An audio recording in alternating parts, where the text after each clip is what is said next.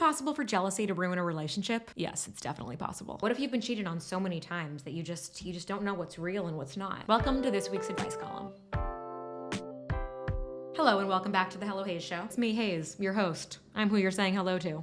If you're new to the show, every Tuesday I publish episodes where I answer 3 different letters from our community of hazelnuts. Sometimes I spill wine on my pants, but good thing they're brown. But this week, we're only getting 1 letter on YouTube. It's my fault. I didn't check my footage before I started recording on Saturday morning, and most of the episode is extremely blurry. I couldn't publish it here, I just couldn't. I'm trying to reframe it. Maybe this is actually a good thing. Maybe moving forward, every YouTube video will only be on 1 letter. I don't know, we'll see what you like, we'll see what I like. If you wanna hear the other 2 letters in the episode, which is all about feeling inadequate in our relationship, you can listen to it wherever you get your podcast. But luckily, we had 1 letter where the footage was good to go. So without further ado, the episode. Hello, Hayes. I think that my past is damaging my current relationship. I've been cheated on in every one of my past relationships, and it's really affected the way that I think about myself. I've been with my current boyfriend for about 2 years, and we've lived together for just over a year. I like to think of him as someone with high morals. He's creative, supportive, and a little goofy. When we first started dating, I noticed thinking frequently, how did I get him? Or why did he choose me? At the time, I brushed it off as the flutters of a new relationship, but as this persists a couple years down the road, I think it stems from a deeper issue. Throughout our relationship, we've had a couple of riffs about my jealousy. For example, he has a female friend that he plays music with. They met before we started dating, and they're open about their friendship.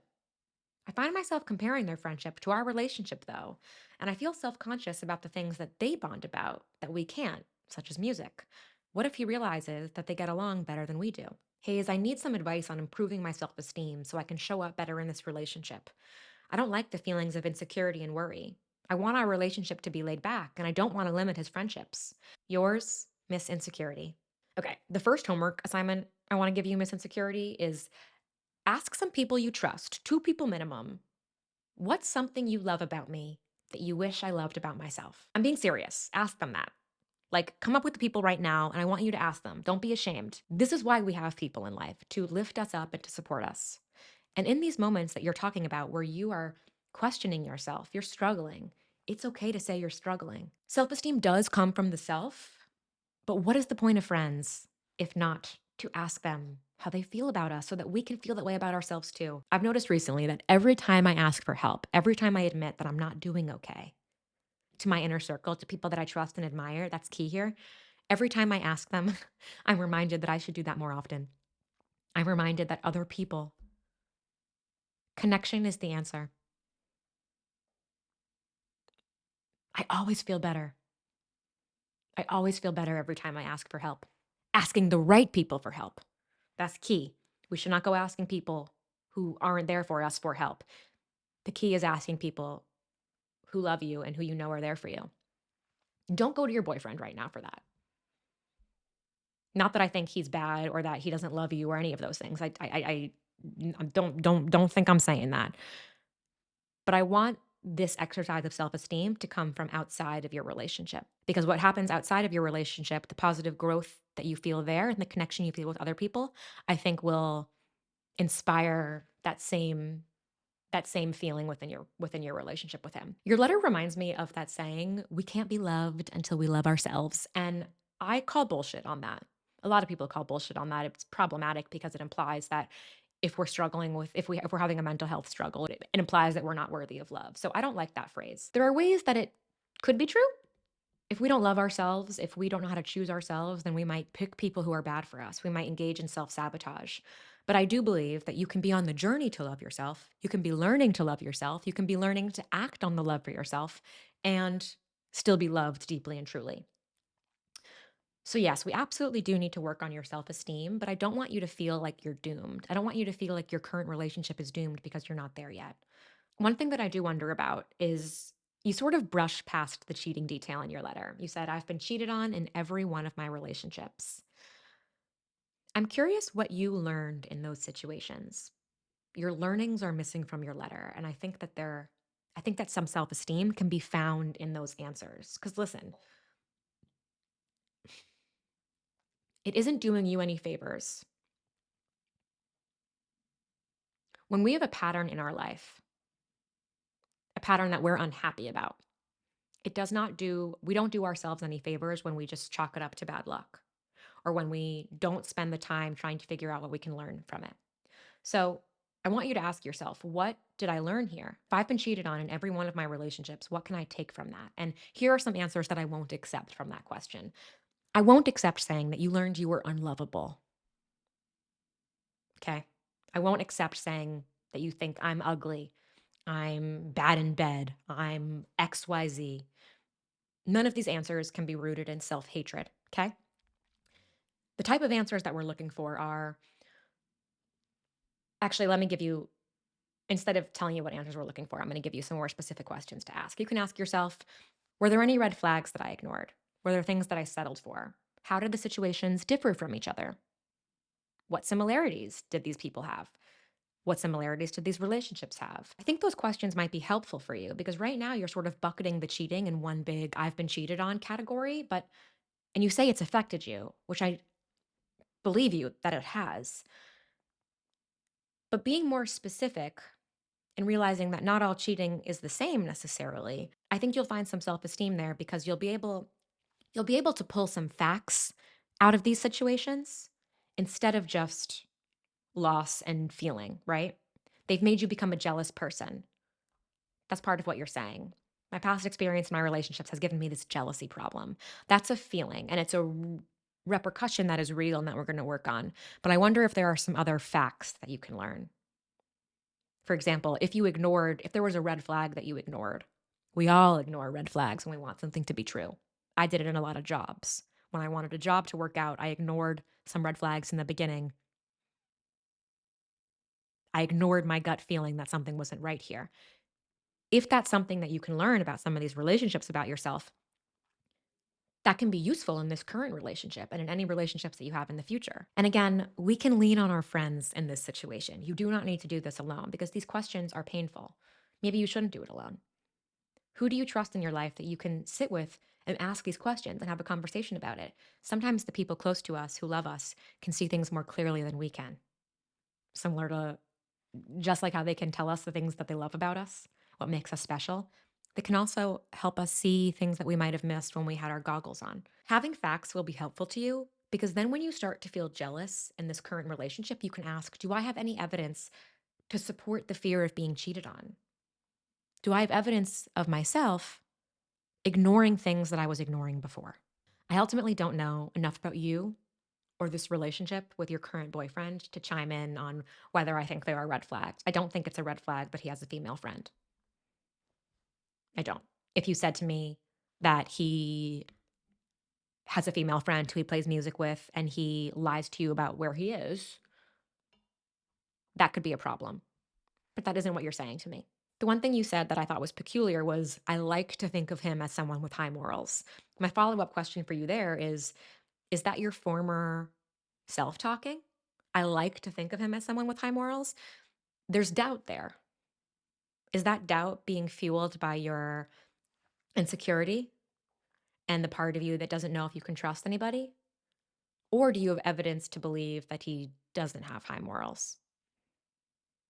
Which one is it? And I think you should ask yourself that follow up question. What did you mean by that? You might have just typed it to me without even thinking. I think people do that sometimes. They just write a sentence, but it's what I always think it's useful to think, oh, well, what did I mean by that?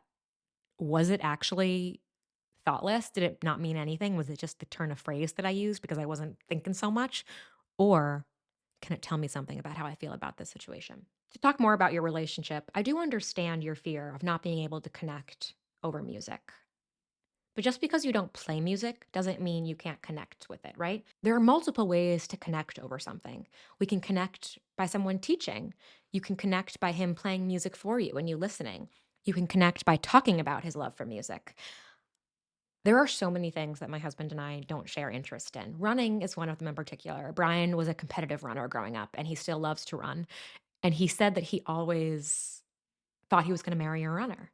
And actually, in the beginning of our relationship, that made me self conscious too. Like, am I not going to be good enough? Am I not going to be able to compare because he thought that he was going to marry someone who runs? And it doesn't matter. It might matter if I wasn't allowing him to run or if I didn't embrace his identity as a runner, but I love that Brian's a runner. Brian goes for, 2, 3 runs every week now that we're in California. And I've started to run a little bit People who followed me back in May will know that I ran a 5K, and the hilarious thing is that it wasn't an organized race, but Brian really wanted me to run, and I don't like running. I hate running, actually, though I will admit that after I run, I do feel better. My mental health does feel better, so maybe I'm going to pick up again. But he planned a little 5K for me. It was not an organized race. It was literally like he plotted the mileage in a really nice neighborhood in Santa Monica, and I needed an incentive. So he gave me, the incentive was that if I ran a 5K without stopping, he would buy me a pinky ring. And the joke was on him because he didn't realize how nice pinky rings can be. But that was something I did. Sure, because the materialistic, funny version is that I wanted a pinky ring, but really, I wanted to show him that I care about something that he loves. I want to participate in something that he loves. I can't run 13 miles with him at a 6-minute pace, but I can show interest in other ways. You can show interest and participate in his life as a musician in other ways. Just because you can't play with him or write music with him or whatever he does doesn't mean that you can't connect over it. You can say that to him. You can say, I want to connect with you over music. Ask him questions about his music. Ask him to play for you. If you take a more proactive role in connecting with him over this, it might help quell some of these feelings. Taking that a step further, I'm curious in what ways your boyfriend shows up for you and what bonding looks like for the two of you. Our partners are not responsible for our baggage. So our partners in general are not responsible for healing us completely. We have to take responsibility for our own shit. But partnership is growing together. That's what a partnership is about, right? You take two imperfect people, because we're all imperfect, we're all flawed, and we're on our own individual journeys together, side by side. There's definitely a piece of this that's on you, but I'm curious how you talk about this problem with him. I wonder how you're bringing him into this insecurity that you're dealing with, because I can see how it would become a problem if the way he's brought in to this jealousy topic is that you're constantly asking him questions and making him tell you that he's not cheating on you or that he doesn't have feelings for her. I can see how that would become really frustrating and could potentially be a relationship ender. However, I do think he will and should play a role in your healing journey. He might not be the driving force, but as a partner, he is, in the seat next to you. And I think that the way he can help you heal is by building a strong foundation of your relationship together. So, what does bonding look like? What does your special time look like? If you're feeling insecure about the fact that he plays music with her and they have this connection, what are some things that the two of you connect on? Do you have sufficient connecting time? Do you have time each week where the two of you are just really focusing in on each other? Do you have a weekly date? And a weekly date doesn't need to mean that you're going out somewhere, but do you have time when phones are away and you're in conversation with each other? What are the things that you need in this relationship? Where might you be lacking? And how can we start to solve for them? Another thing I'm curious about, you said that they're open about their friendship. What does that mean? Does it mean that he's open and honest about when he's seeing her? That's bare minimum, right? Like, if you live with someone, it would be weird if they were lying to you about where they're going. But when you say open, do you mean that they include you in their friendship? I wonder if that would be helpful here too, for you to feel included. It's okay for them to have their own separate friendship. You don't need to join every single one of their music sessions and, sit there Yoko Ono style. But maybe it would help if you showed interest in getting to know her. Could you two form your own friendship? It's not necessary, but feeling more involved, part of his music life, might mean getting to know his musician friend. It's always good to have more friends. But keep trusting your gut here, okay? Keep trusting your gut. And for you, it's going to be really important to be able to differentiate what is gut and what is jealousy, what is self-sabotage. I'm hoping that those reflection questions about what you learned from your past cheating experience will help you tell the difference. And also asking some friends for support, I'm hoping that will help too. You won't be Miss Insecurity forever, okay? You're going to get through it. That's it for today's episode. Tell me in the comments what topics I should cover in future episodes. I get my ideas and letters directly from you. We make this show together. And if you haven't hit the subscribe button, please do it now. Give me a like. I'm new here and could use some friends. Okay, I'll see you Tuesday. Am I gonna be able to get that? Do we think that's gonna stain?